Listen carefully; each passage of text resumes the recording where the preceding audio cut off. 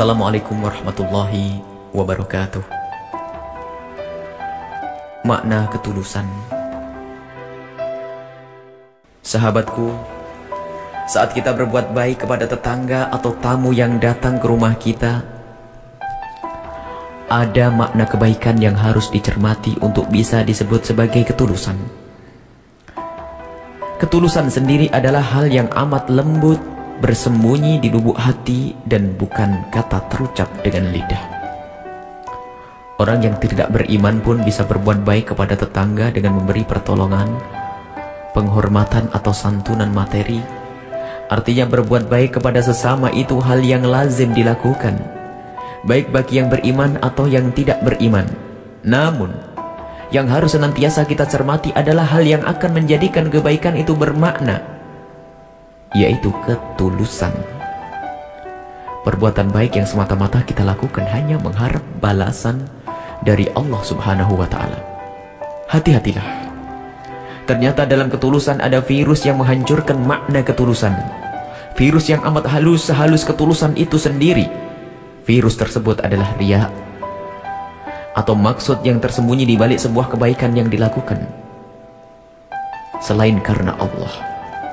Rasulullah SAW pernah menggambarkan virus tersebut seperti lembutnya langkah semut hitam yang berjalan di kegelapan malam di atas batu hitam, dan kita mungkin tidak menyadari atau bahkan tidak merasakan kapan masuknya virus tersebut tiba-tiba sudah ada di dalam hati kita. Sahabatku, saat kita berbuat baik kepada seseorang, namun terasa perbedaan di hati kita saat orang tersebut bersyukur kepada kita atau tidak bersyukur, atau jika senyum orang yang kita santuni ada makna di hati kita, itu artinya ketulusan kita telah terjangkit virus riya. Jika kita masih membedakan peminta-minta yang datang ke rumah kita, jika dengan segala kesopanan lalu kita beri, sementara yang lain datang dengan kurang sopan lalu tidak kita beri, itu artinya ada virus riya menjangkit ketulusan kita.